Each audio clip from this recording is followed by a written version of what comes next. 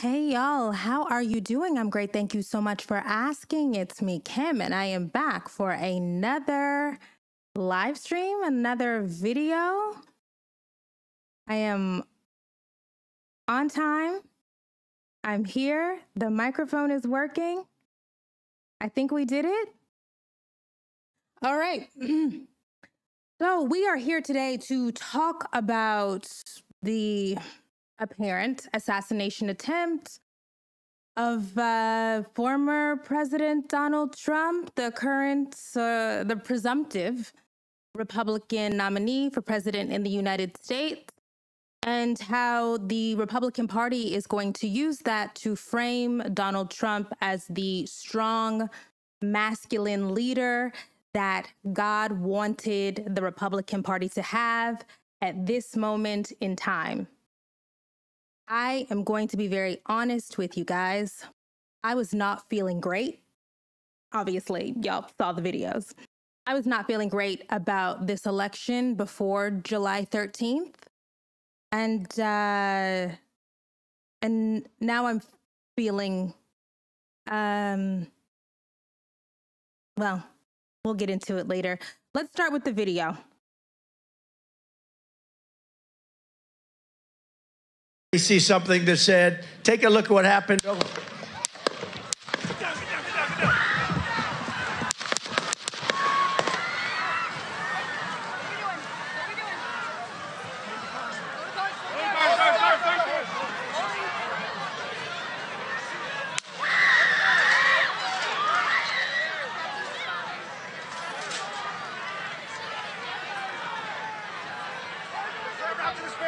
Move to spare. Hold. When you're ready. On you. Ready? Move. Up. Move. Go. Hawkeye's here. Hawkeye's here. Move it to the spare. Spare, get ready. Spare, get ready. We ready? Are we good? Shooters down. Are we good to move? We're clear. Let's move. Let's move. We're clear.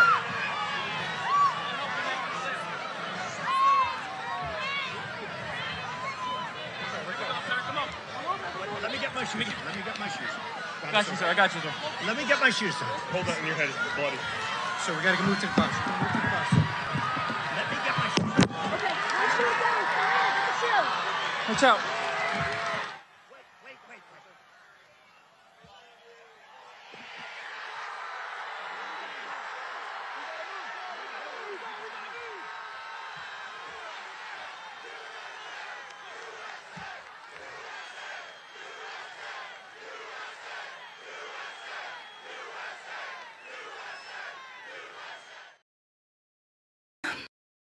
So that was that.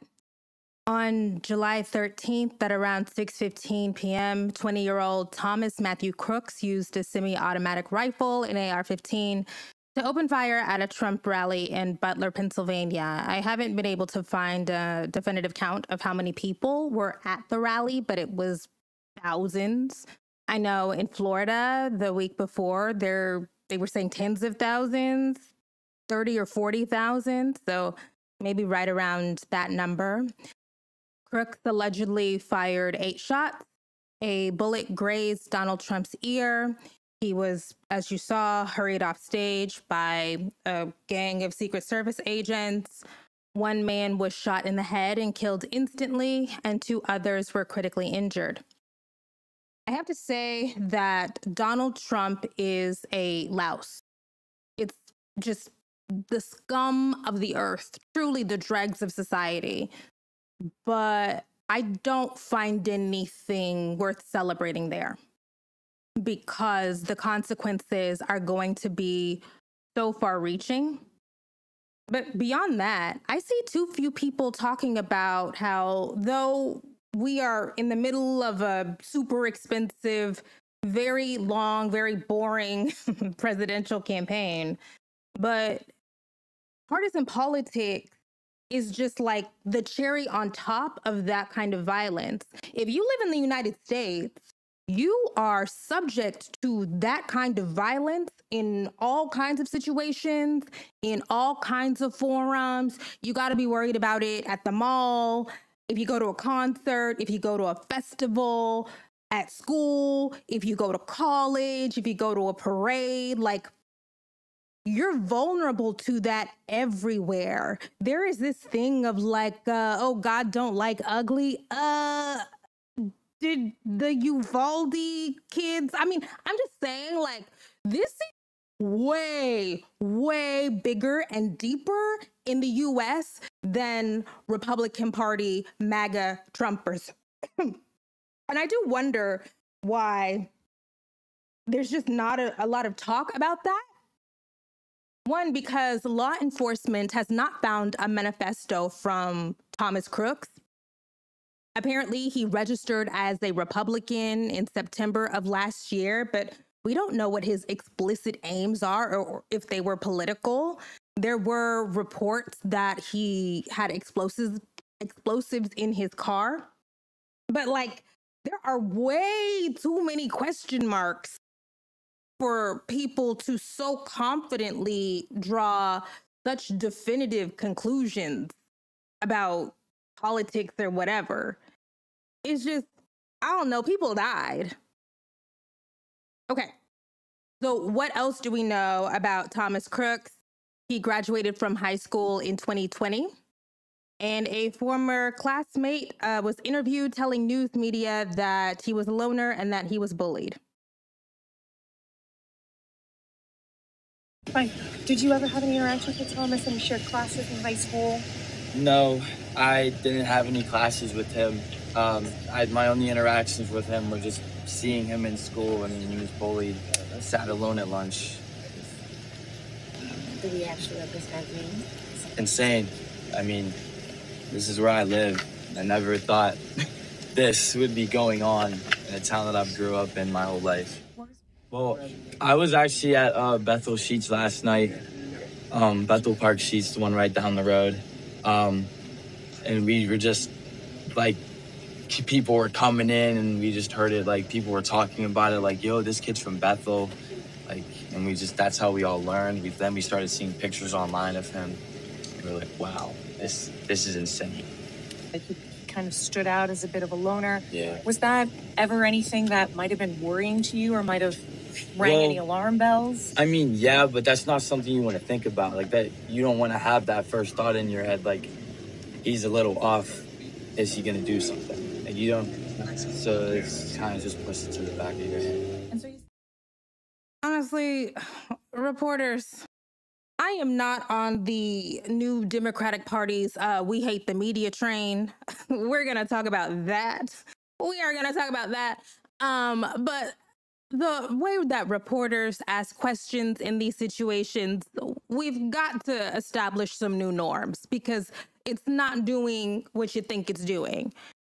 But anyways, so back to what that young man was talking about. He apparently knew Thomas Crooks when he was in high school. Thomas Crooks was a loner. He was bullied. We have a crisis, an epidemic of lonely, mentally ill. Yes, I am going to say it because I do think that if you fire on a group of people or at a presidential candidate, that there is something wrong. Young men who have access to very powerful weapons and they keep killing people. Are we going to get to the point where we address the lonely, deranged young men, often white, who get access to very powerful weaponry and keep killing people? Like, okay.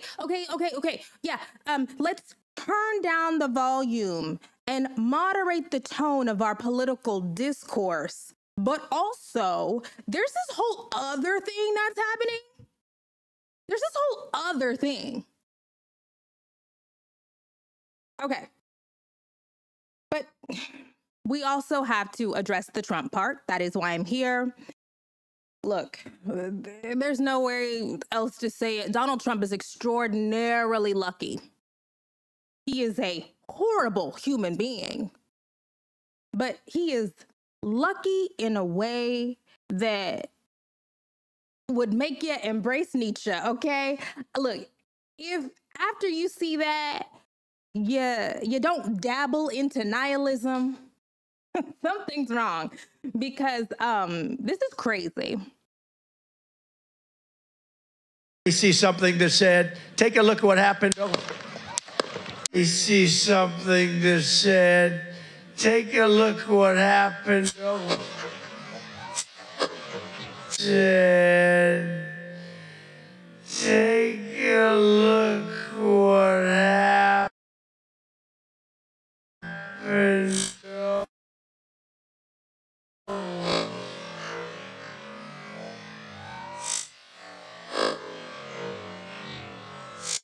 Okay, that is insane. And I see the conspiracy theorists. I see that this is a false flag and this is staged and there's no way. And I feel ya. I really do feel you. It's hard for me to believe that even Donald Trump, the stunt queen that he is, would sign up to have a bullet be shot so close to his brain.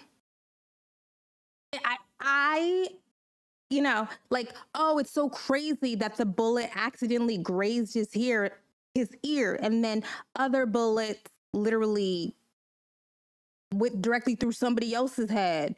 And I mean, Donald Trump is not brave like that. I'm sorry. He is diabolical, but he is a coward. I just don't believe it. Okay. So what we are going to see moving forward is Trump will use this.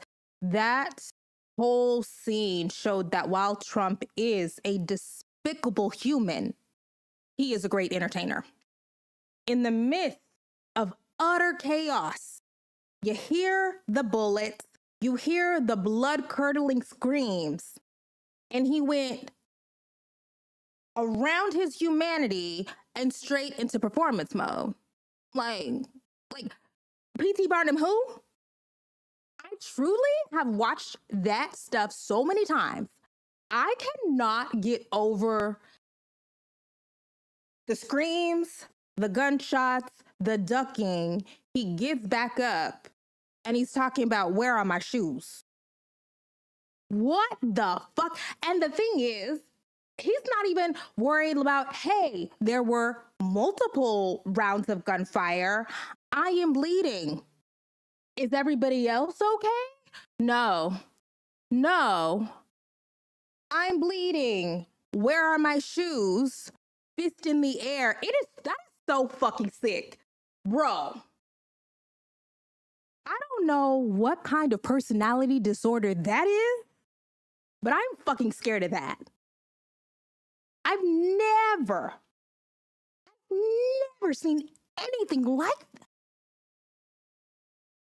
To have the presence of mind to pose and yell out, fight?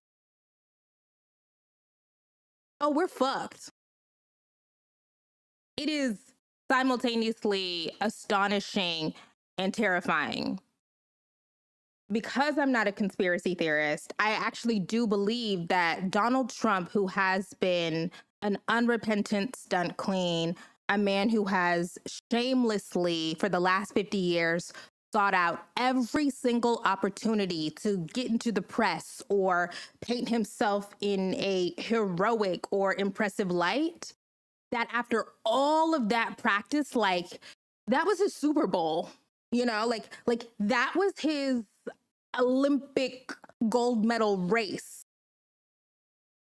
And so after all of that training, him having the presence of mind to say, where are the photographers? Let me get the shot. What type of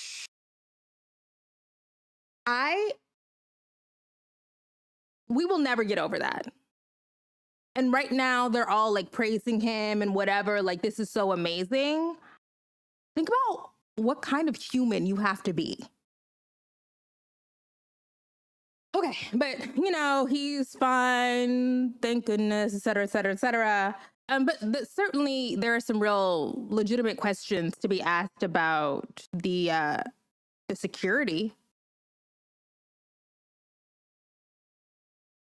And watch and listen to the rally, right? We couldn't see him, but we could hear him. So we walked up, and probably 5 to 7 minutes of Trump speaking. I'm estimating here. I have no idea, but we noticed a guy crawling, bear crawling up the roof of the building beside us, 50 feet away from us.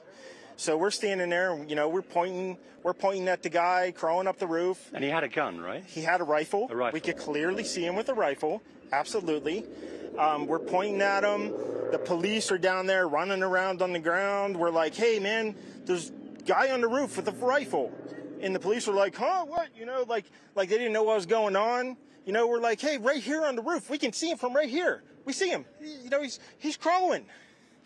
And next thing you know, I'm thinking to myself, why is Trump still speaking? Why have they not pulled him off the stage?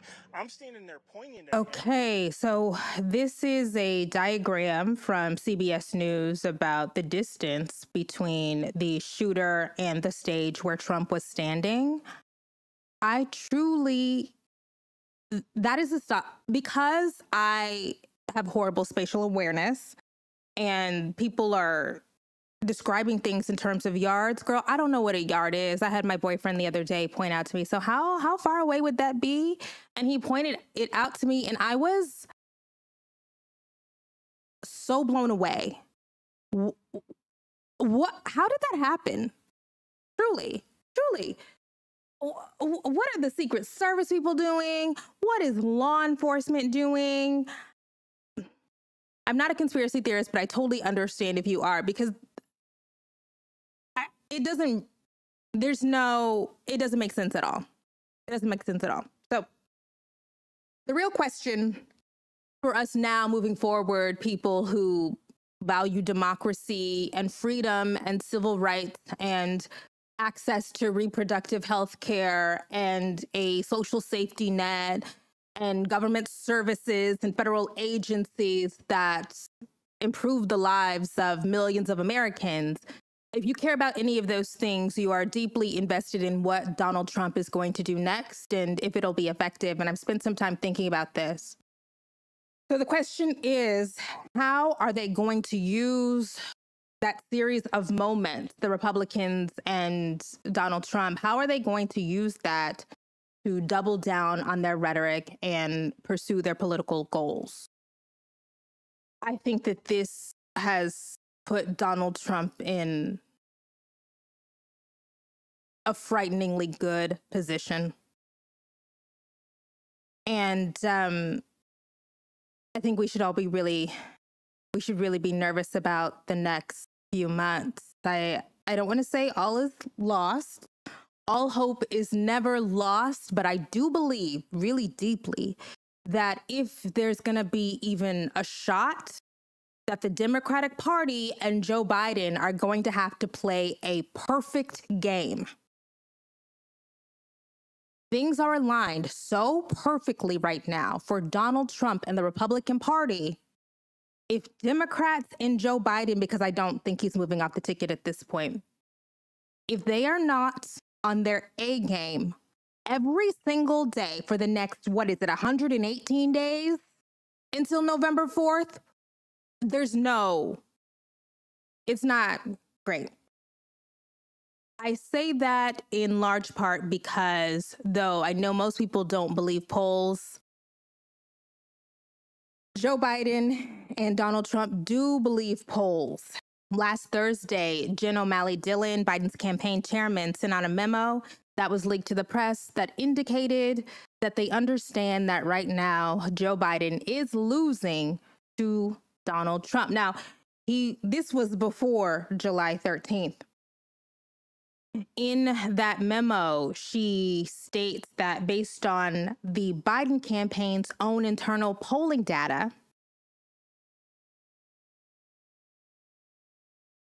that they see in their data, their polls, that undecided voters, especially men, were moving toward Trump after June 27th, and Democratic-leaning voters were becoming undecided voters. As a reminder, this election will come down to thousands of votes in about 5 states. While the national polling averages matter, which is, I know people check 538 or Real Clear Polling or the Cook Political Report and they see 44 to 39 or whatever. That's a thing. But we live in a country where the president of the United States is dictated by the winner of the Electoral College. So you have to win enough states to get to 270 electoral votes. And you have to look at the swing state polls. And in those polls, Biden is polling worse than many Democratic senators and House members. Because, as I said before, Democrats are popular. Well, relatively popular, okay? Democratic policies, relatively popular, do pretty well. They're way more popular than Joe Biden. And that is the problem. Okay, so not only did Donald Trump have a lead in pretty much most of the polls, okay? And certainly he had a lead in the most significant states, the states that the pollsters and the campaign people have decided will eventually decide this election. But he has now the opportunity to take advantage of some of the narratives that have dominated this campaign cycle. And this allows the Trumpers to project their ideals onto him and allow Donald Trump to be a vessel for whatever they want him to represent. So now we're at a place where Donald Trump can be the perfect vehicle for the perpetuation of regular conservative ideals like deregulation and low taxes. He gets to be the embodiment of the perfect purveyor of Christian nationalism, right? A masculine, aggressive Christian nationalism. And even for the secular people, he gets to embody this kind of resilient masculinity, right? Now, because of this near-death experience, people get to map whatever they want onto Donald Trump in a way that puts him on a pedestal. Now, if you're the president of the United States, you're always going to be, you know, exalted or revered or respected or whatever. But this is something else. You had a bullet or multiple bullets fly past your head and you're still fucking alive. It's fucking crazy. So years ago, Bill Clinton said strong and wrong beats weak and right. And I think we should expect Bill Clinton to be right. He, meaning Donald Trump, is in a great position to radiate strength. Let us look at why people think that. Okay, so here's data from the Pew Research Center. Again, I know nobody believes polls. Nobody believes polls anymore. Nobody believes expertise. Nobody believes data. It's okay. We're all just trying to cope with the situation that we're in. But the Pew Research poll, the Pew Research Center, and several other polling mechanisms have done a lot of work around assessing how people feel about the relative mental and physical fitness of Joe Biden and Donald Trump. Polls have consistently shown that registered voters express more doubts about Biden's mental and physical fitness to be president. Now, clearly,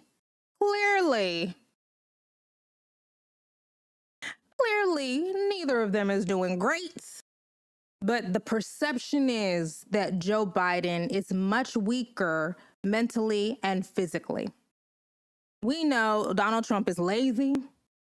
He's unattractive. He was even unattractive when he was young, okay? At least Joe Biden used to be cute. He's unathletic. But this is an opportunity for him to be able to show the world his toughness. In the past, Donald Trump has used money and access to beautiful women and aggression and bravado to telegraph masculinity and manliness. Now, after this near-death experience, basically for the first time ever, because we know he's a coward, he gets to telegraph, radiate, show, demonstrate resilience and leadership. You know, Trump is the man who very famously got five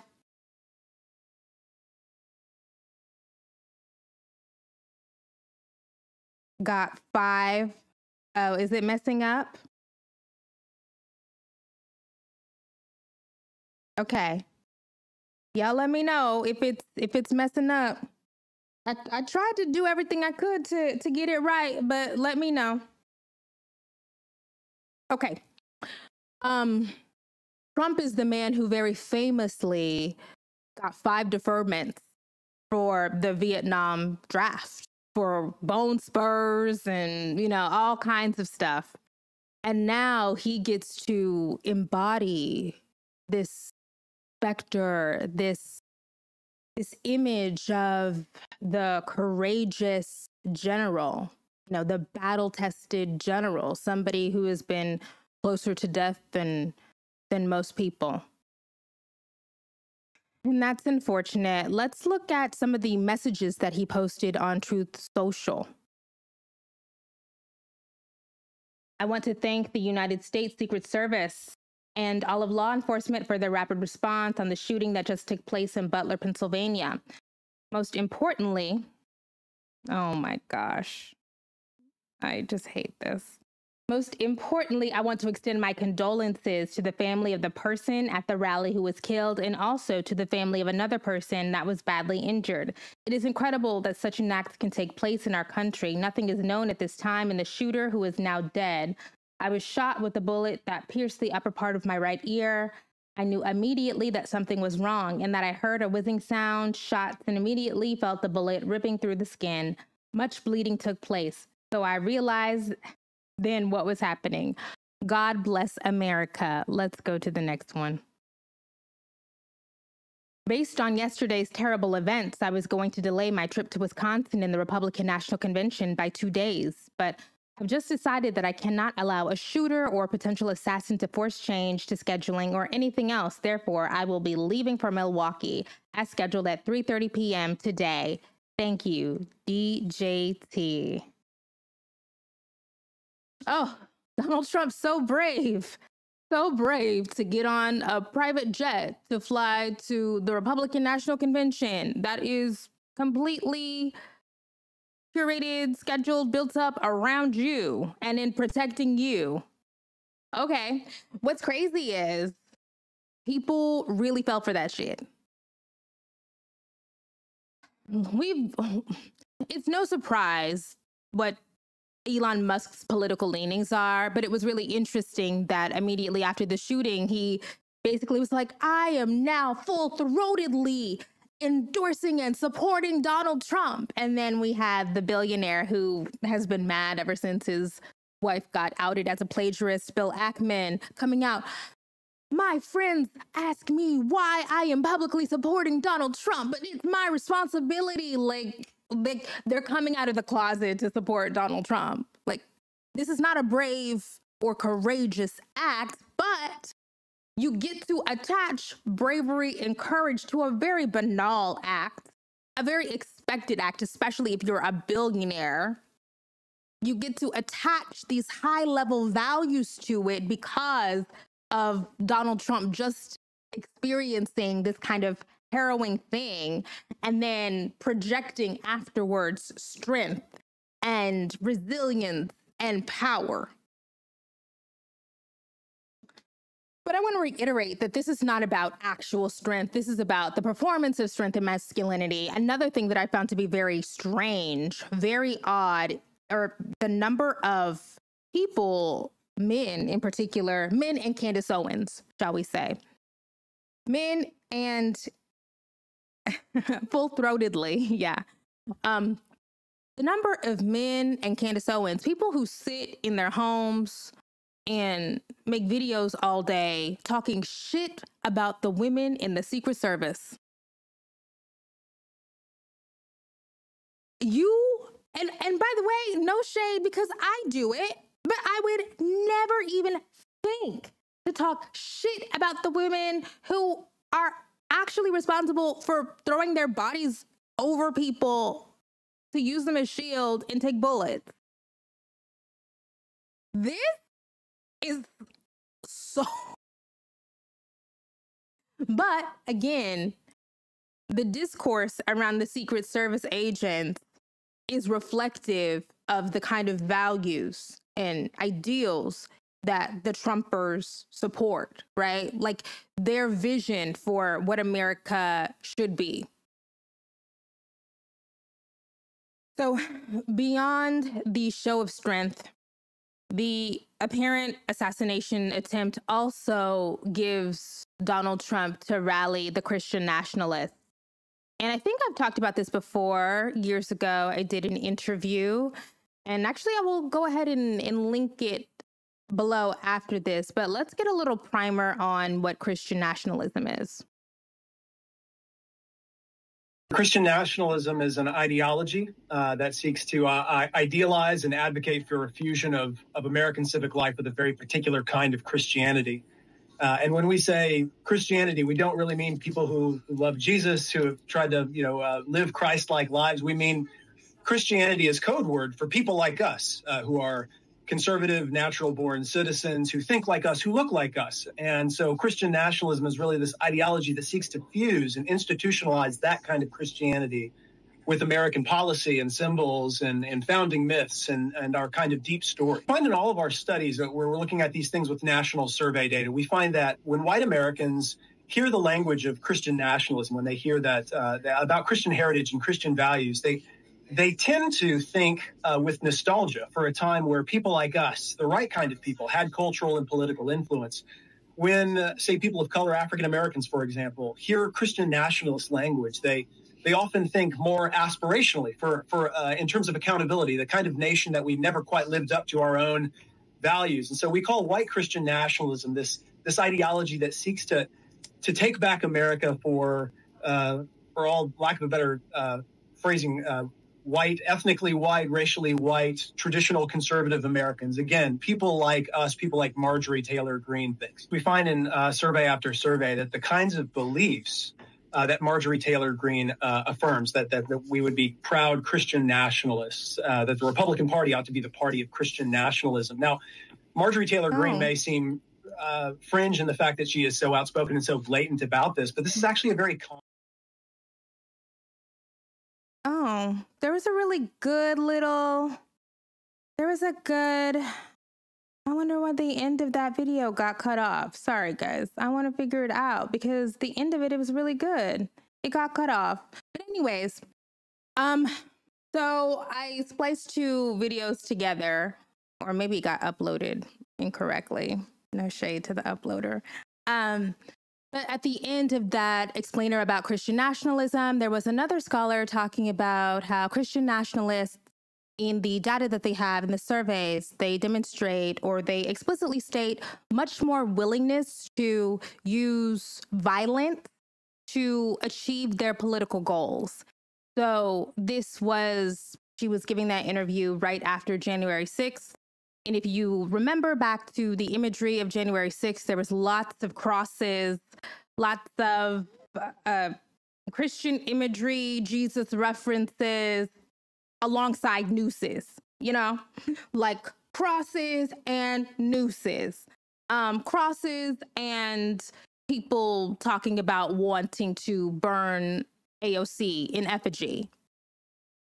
And violence is an important part, like a central part of the ideology, because they believe that they are in a holy war.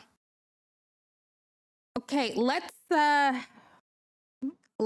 go here. So Christian nationalists are overwhelmingly comprised of white evangelicals in the United States, and white evangelicals love Donald Trump.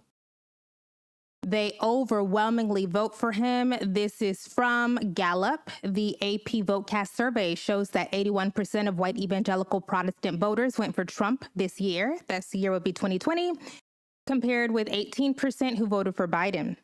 The Edison exit polls estimate that 76% of white evangelicals voted for Trump, 24% for Biden. So between 3/4 and 4/5. But wait, there's more. This video goes out as a call to action for our country and for our nation. This video also goes out as a battle cry to the patriots of this country to repeat the very words that President Trump spoke after taking a literal bullet to the face for freedom. And that's to fight, fight, fight. To the Christians that just want to remain neutral. Are you awake yet? Are you paying attention yet? We're in a battle against good versus evil. Now, is Donald Trump perfect? Absolutely not. But the evil of the other administration, the evil that is plaguing this nation, the obvious attempts to take out the person that would do the best job to fight against it. Those of you who are still on the fence, it's time to wake up. What side are you on? I'm on the side of the outlaw that just took a bullet for America. And I am a Christian that is speaking out boldly that I'm voting for Donald Trump. Remember the 5th of November. It is time to wake up, patriots, and it is time to wake up, Christians. Wake up. Okay, that's scary because guns are all over the United States. All kinds of people have them, but those people really have guns and stuff. But there's precedent for that. There are many antecedents to that. You can call us extremists. You can call us domestic terrorists. You know who else was called a lot of names his whole life?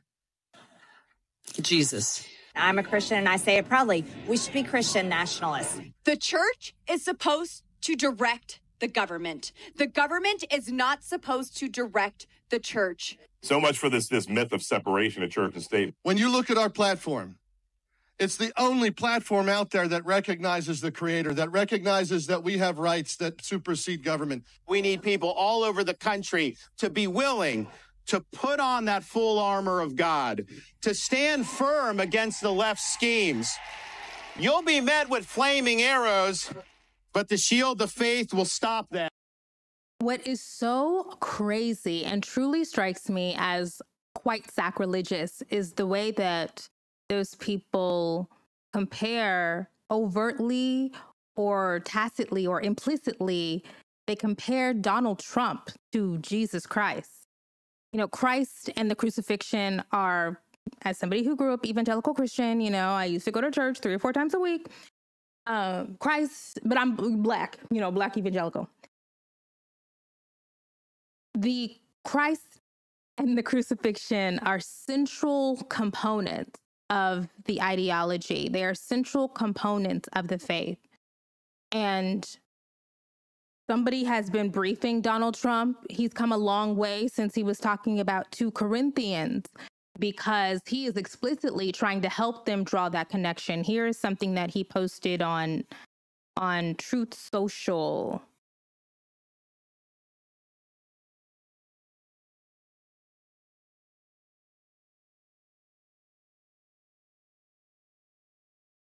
Thank you to everyone for your thoughts and prayers yesterday, as it was God alone who prevented the unthinkable from happening. We will fear not, but instead remain resilient in our faith and defiant in the face of wickedness. Our love goes out to the other victims and their families. We pray for the recovery of those who are wounded and hold in our hearts the memory of the citizen who was so horribly killed in this moment. It is more important than ever that we stand united and show our true character as Americans, remaining strong and determined and not allowing evil to win. I truly love our country and love you all and look forward to speaking to our great nation this week from Wisconsin. DJT. There's a lot of interesting stuff there. When Trump says fear not, he is making an explicit allusion to Jesus in the Bible. Jesus says some version of fear not or don't be afraid several times to his disciple in the face of danger and in the face of his own death.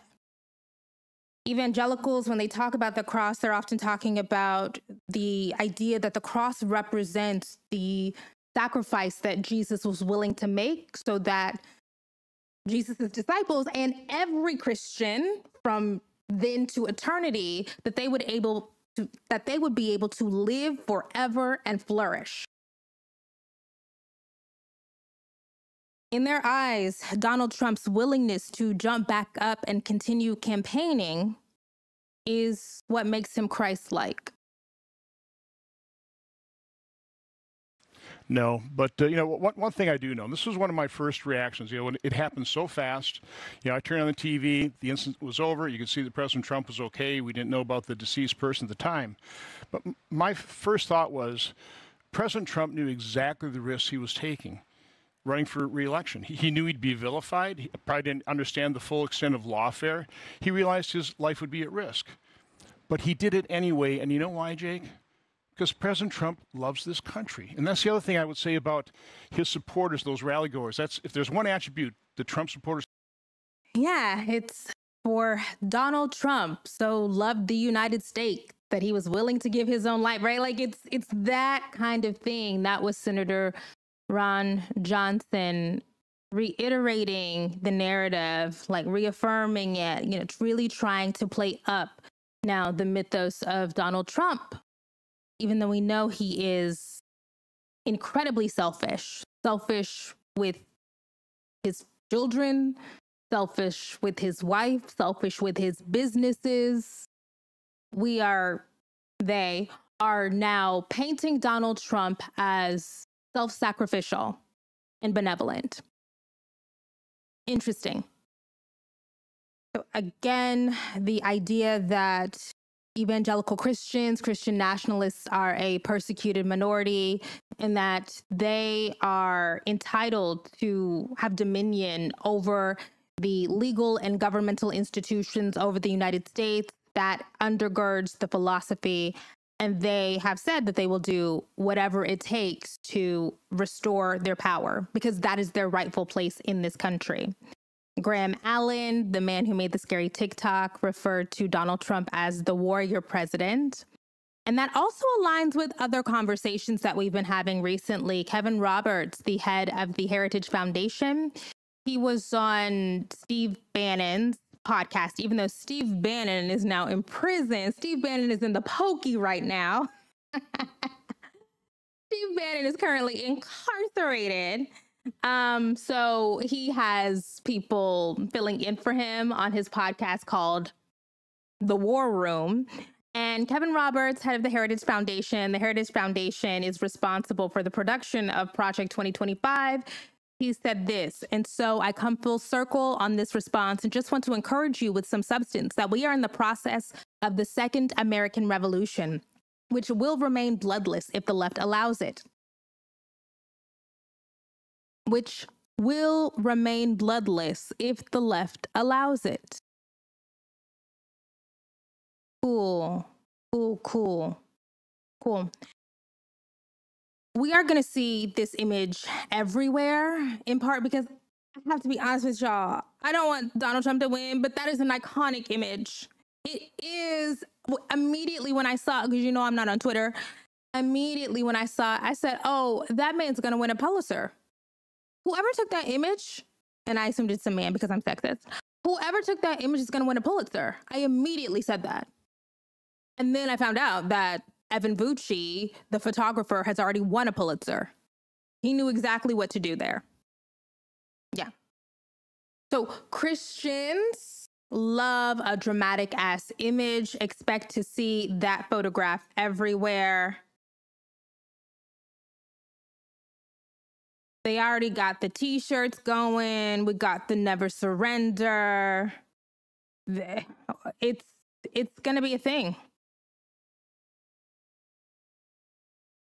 Think of all of the art in the history of Christianity that represents Christ on the cross or Christ carrying the cross or the Pietà, which is Mary, the mother of Jesus, holding the lifeless body of Christ. Christians love a dramatic ass image. This absolutely appeals to their sensibilities.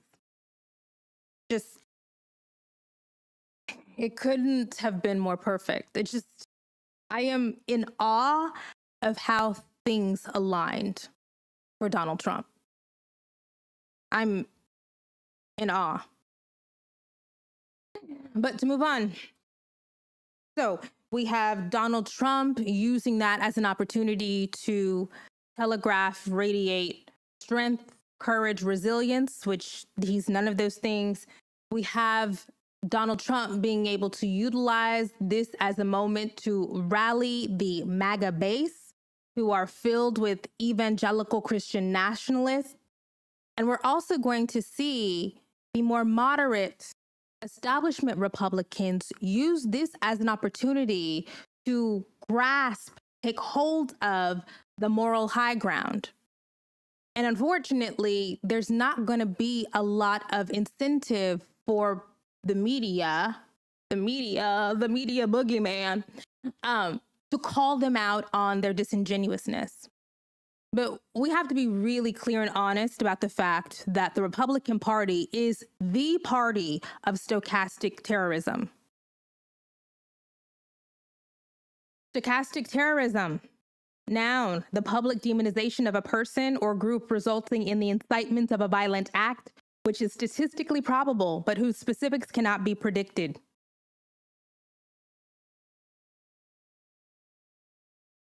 I loved this article in The Atlantic by David Frum, published July 14th, The Gunman and the Would-Be Dictator.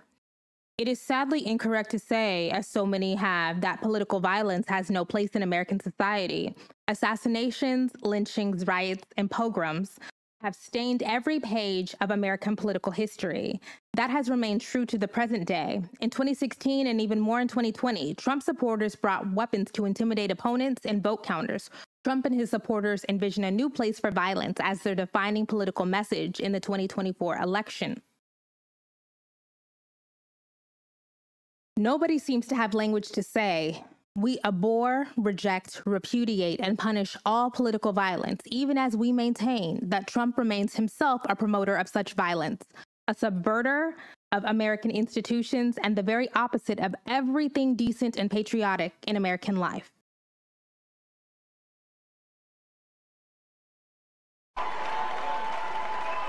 And we'll stand up to crazy Nancy Pelosi, who ruined San Francisco. How's her husband doing, by the way? Anybody know?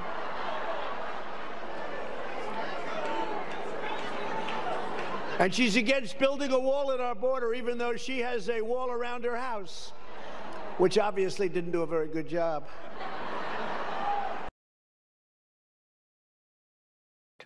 No question about that. But as you point out, those statements from J.D. Vance and Vivek Ramaswamy, of course, President Trump and his supporters have contributed to this violent rhetoric as well. Well, absolutely, George. We were just looking back this morning at some of the things that former President Trump has said. He warned last March of potential death and destruction if he were charged by the Manhattan District Attorney. Our country is being destroyed as they tell us to be peaceful. Trump in January warned of bedlam in the country if the criminal charges against him succeeded. And of course, in March, he said, now, if I don't get elected, it's going to be a bloodbath for the whole. That's going to be the least of it. It's going to be a bloodbath for the country. That will be the least of it. He said he was partly joking and that was taken out of context. But those are indeed his words. And you have heard it from supporters as well. And supporters.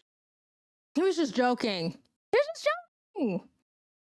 It's a joke to say, if I don't win, it's going to be a bloodbath. After you tried to steal an election. Just a joke. Just totally joking. Okay. So I totally expect that Donald Trump will be as indecent and sociopathic as ever. I do think that he will do a better job at hiding it. And people will be reticent to point out the extreme hypocrisy of any calls for unity or toning down of the rhetoric. I saw a headline today from the British online magazine, The Spectator, titled, "Today We're All MAGA." Excuse you? Excuse you? No. No. But I did think that this was interesting. I saw this today. It's on the Washington Examiner, which is a right-wing publication.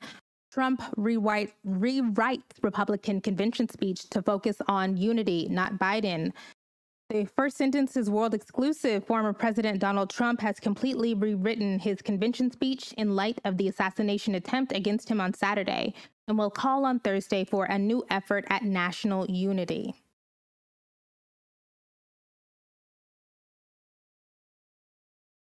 Okay.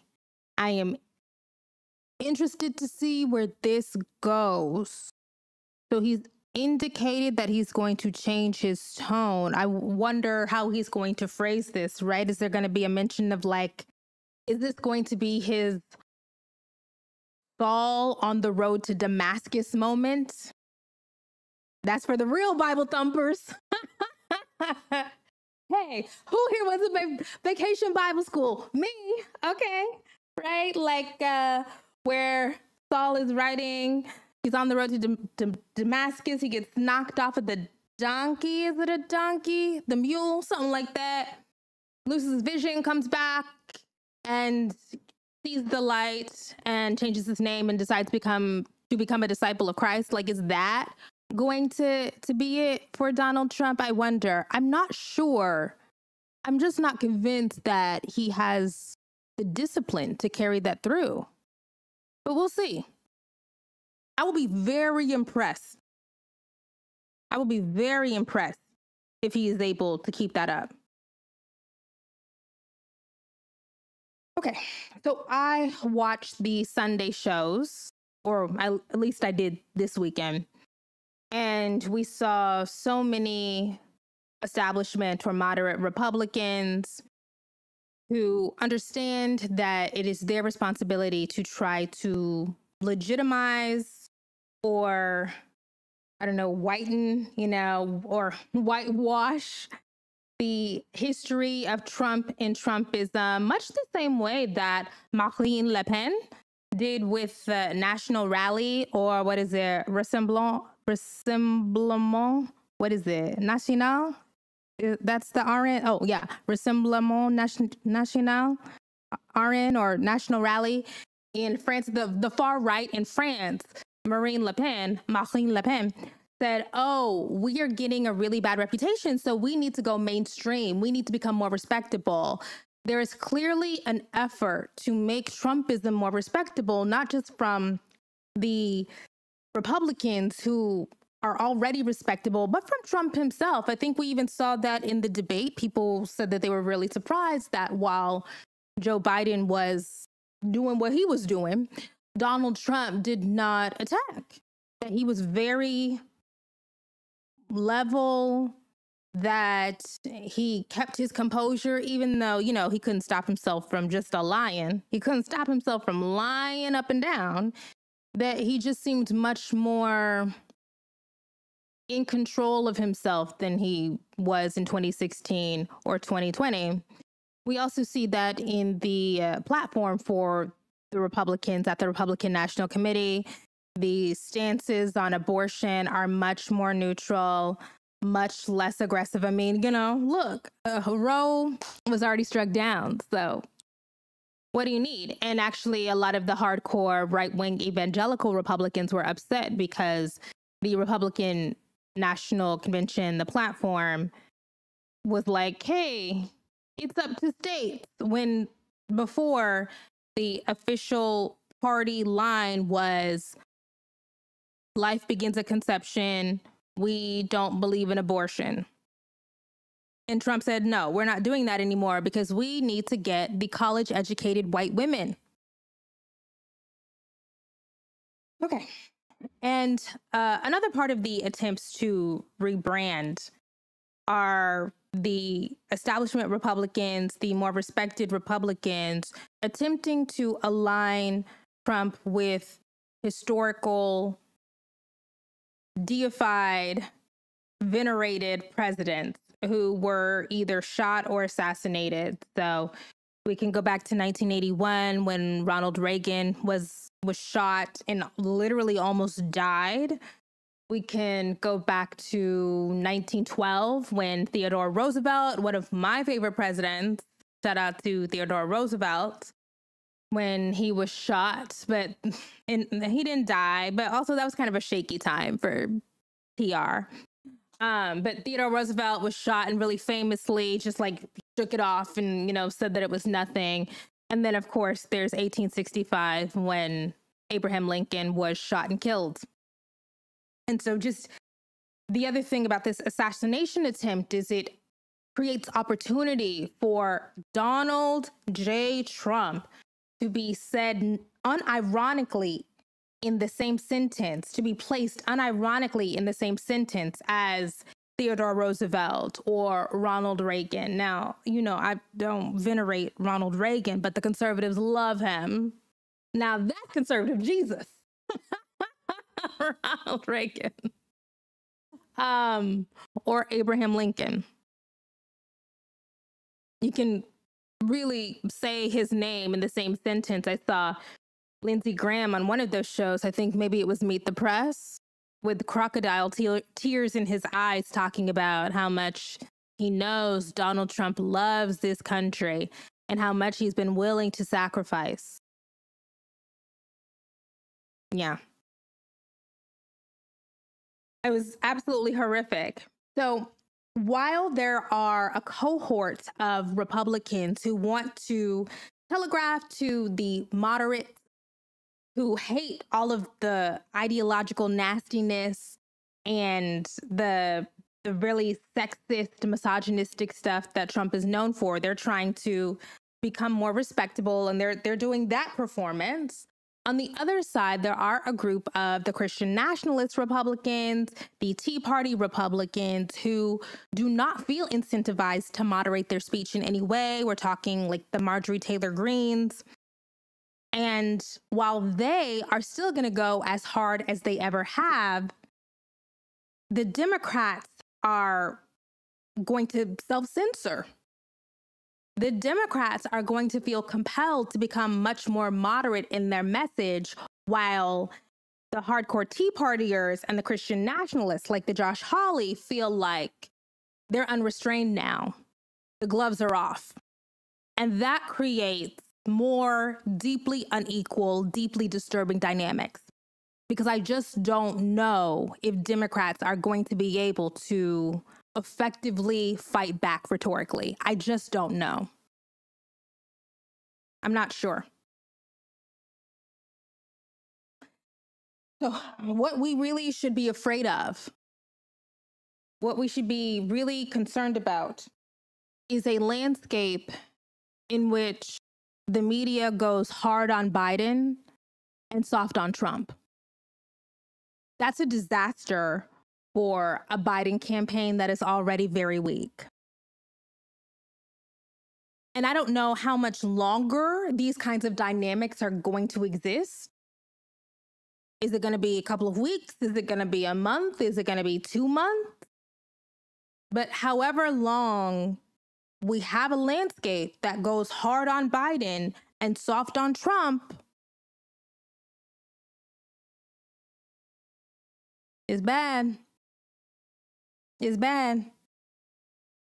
Right now, the Biden campaign has paused all outbound communication. That's communication with supporters and also fundraising appeals.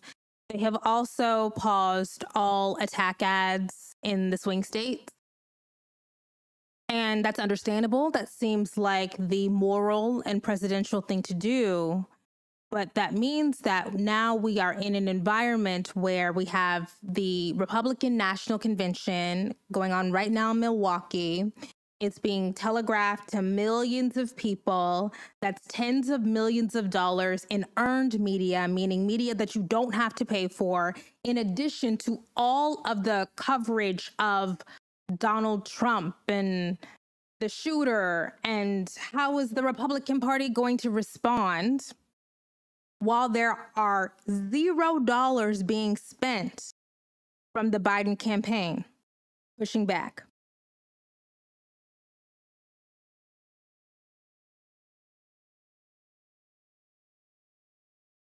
The free media part of this situation is really critical because there's long been an understanding that voters who lean towards Trump are low information voters. They're less engaged with politics. They don't really keep up with the news cycle. The only time they're really tapped in is for major media events like, say, a debate or wall-to-wall coverage of the president, former president, almost being killed, or the Republican National Convention. But the rest of the time, they're checked out. They only become tapped in at very specific moments, maybe 2 or 3 times a year, and it has to be something big. A major media event has to reach them. There was a Washington Post story that ran over the weekend, and was it a full story? It was like a little tiny write-up, maybe 4 or 5 paragraphs, about a woman who said she hadn't voted in a couple of decades. But after seeing the footage of Donald Trump almost being killed, that she felt like she had to support him. That she is completely disengaged from the political process. She doesn't care about politics. She's not ideological, hasn't been for over 2 decades. But it was that media moment, that story, that prompted her to say, oh, that's my president. The concern, and of course, that's one story, okay? Like, we don't know if that is going to be representative of any significant number of people. But if that is one story that can be replicated, oh, I don't know, 40 or 50,000 more times, that's game. All the Trump campaign has to do is stay disciplined.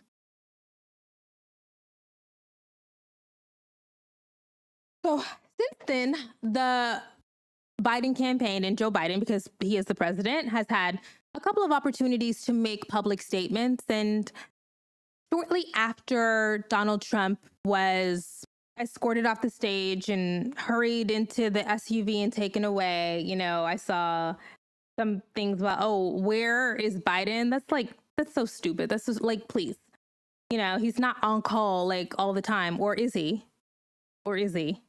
Oh, he is on call all the time? Oh, I'm sorry. I forgot.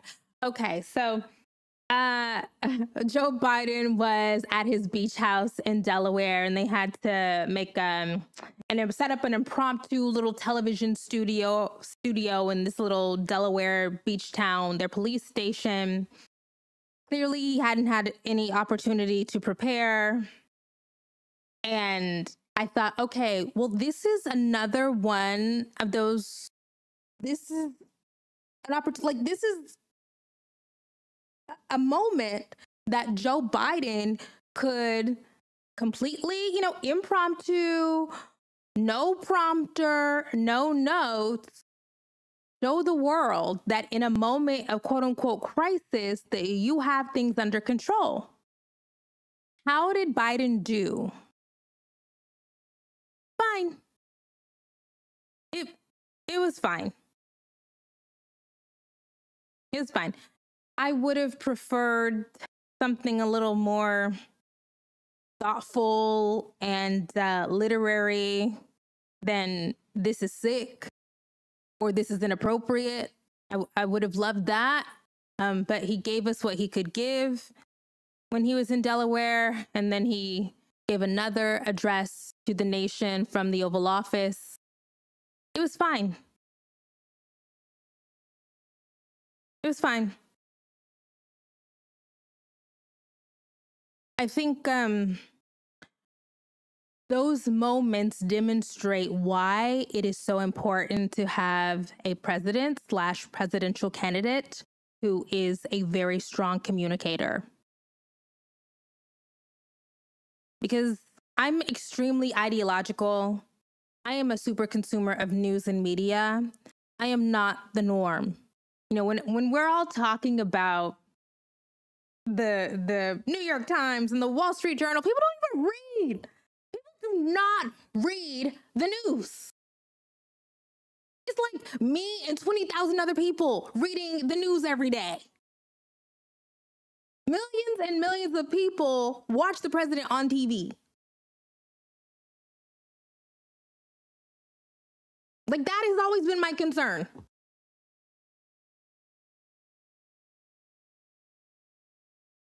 So moving forward,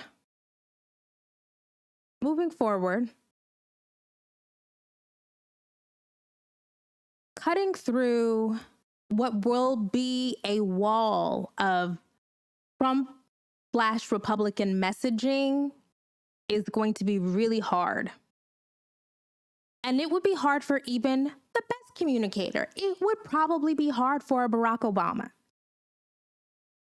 It would probably be a challenge for a Clinton in his prime. But Biden ain't Clinton. Biden ain't Obama. And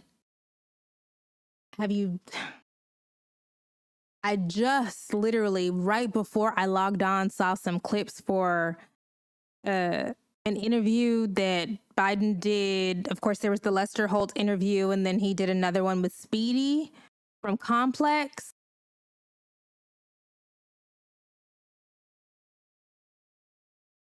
I don't know what to tell you guys.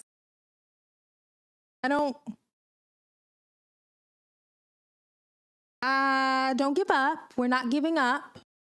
Because again, I don't even think we need to even have a conversation about a replacement for Joe Biden, if I'm being honest. I think this situation has killed that.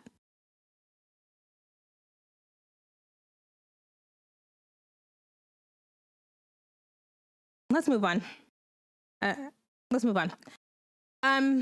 So in addition to the messaging and communication challenges, we're also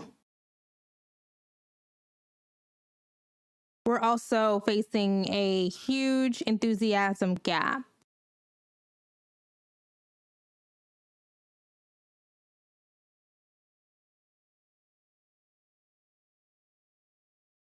So this is from YouGov. That is a significant enthusiasm gap.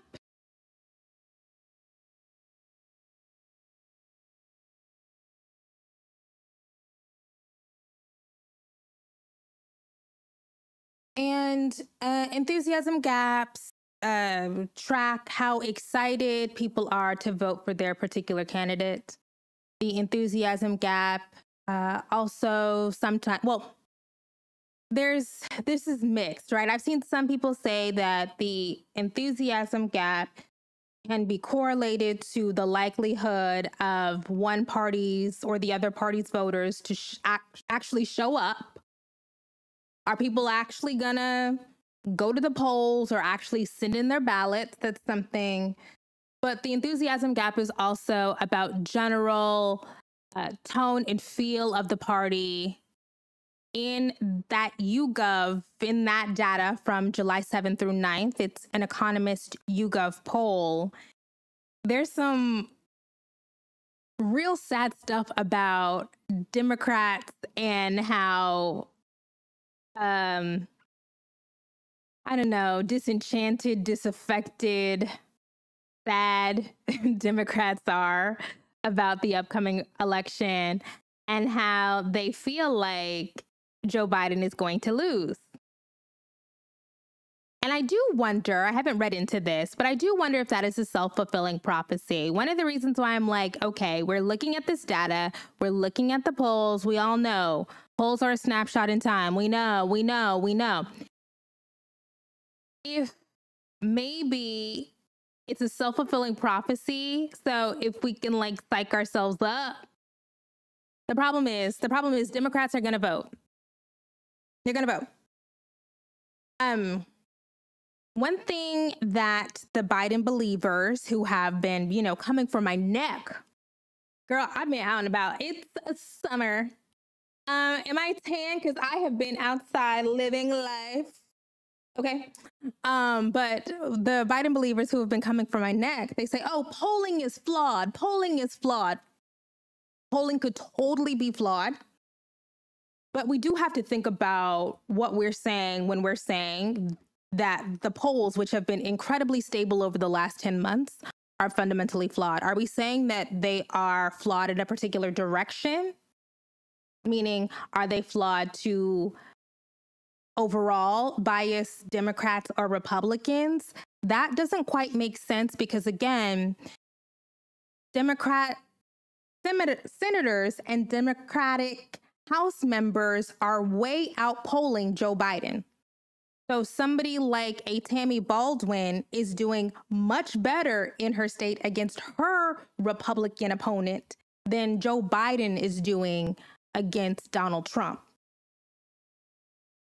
So if we're saying that they're directionally flawed, that's also a problem, right? like for Democrats. You also don't really want to believe that either. Down ballot is doing much better than the person at the top. And usually down ballot is expected to ride the coattails of the presidential candidate. That's bad. Now, another potential bright spot for those of us who love democracy and freedom and civil rights and social services and federal agencies is the Trump voters, as I mentioned before. They're a part of cohorts that don't really vote like that. Biden is privileged in the fact that he has the college educateds and he has the olds. Well, he's kind of splitting the olds, right? And the college educateds and the olds do actually vote. And the women do actually vote. The men, the non-college, and the young who are more likely to, well, there's the gender gap, but the young men and the non-college people, they show enthusiasm, but do they show up to the polls? Well, history says that they do show up to the polls for Donald Trump. That's the other thing. Right? The fear, and I think that this is a well-rounded fear, is that those disengaged, low information voters will be motivated by the assassination attempt as a rallying point. That is a ubiquitous mass media story. And if we go back to 2020, where yes, Joe Biden did win, but Joe Biden pulled out that election because of less than 50,000 votes across a handful of states. The 2020 presidential election had the highest voter turnout in American history. It was right under 67%, and it still came down to 50,000 votes. And that was when Joe Biden was popular. Do y'all see why I feel how I feel? Joe Biden now has a higher unfavorability rating than Donald Trump. 80-something% of registered voters say Joe Biden is too old to be president. So yes, we should continue to talk about Project 2025. Of course you should. Of course you should do that. And broadly, when people learn about Project 2025, they don't like it. But what do you do about the 60-something% of Democratic-leaning voters, according to the ABC News Washington Post Ipsos poll? The 60-something% of Democratic-leaning voters who say that the Democratic Party needs a different candidate. What do you do about that? Help me, Alan Lichtman. Okay, like help me see it. Help me see it, please.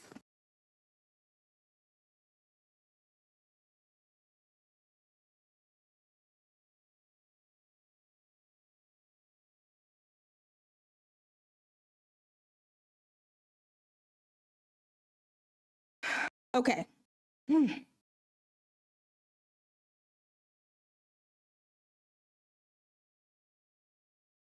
Okay. I understand. Look, I have no.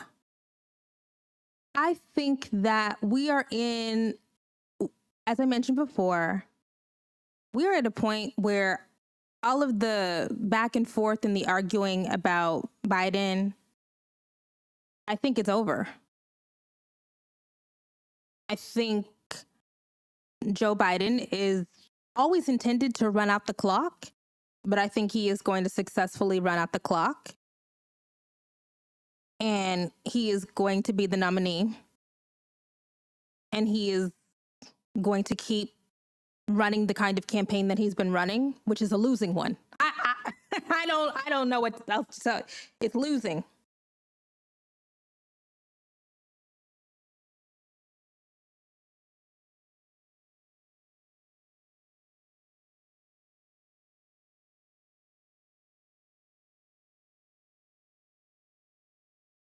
At any rate, where do we go from here? I like that Biden is making himself more available. I like that he is doing more rallies.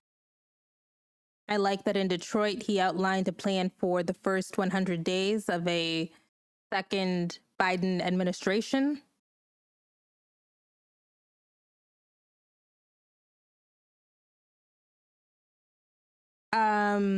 I do wonder what the big money donors are thinking, because they have turned off the faucets, and no matter what Joe Biden says, he does care about the elites. He loves the elites. He deeply wants to be accepted and embraced by the elites, but also the elites write checks that every campaign needs to sustain itself. We can talk about all of the Democratic Party infrastructure. They have great infrastructure state-wise, but the infrastructure doesn't work if you run out of money because the rich people aren't giving, and you are not going to be able to match that with small dollar donations.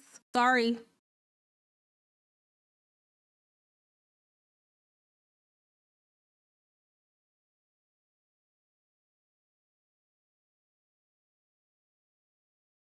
Don't know. I don't know.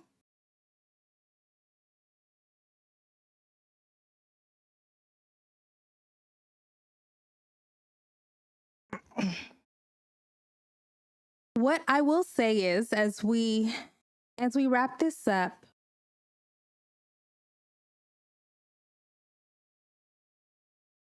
I will just, say to y'all that one thing I definitely would not do,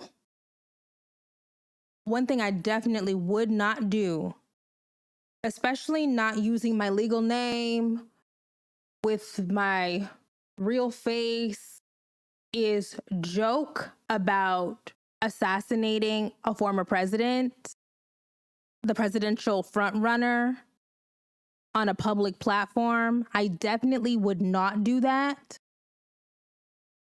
I definitely would not joke about assassinating the former president and current presidential frontrunner when he has explicitly stated that he desires to use the Department of Justice to go after his political enemies. I definitely would not do that.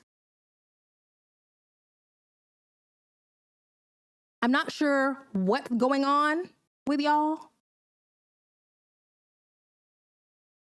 The frontal lobes, I understand, are not fully developed. But what are y'all doing?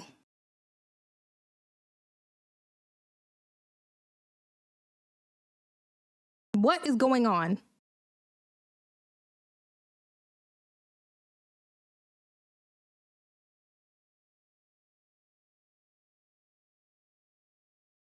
Anyways, that is all I have to say about that. Thank you guys for tuning in.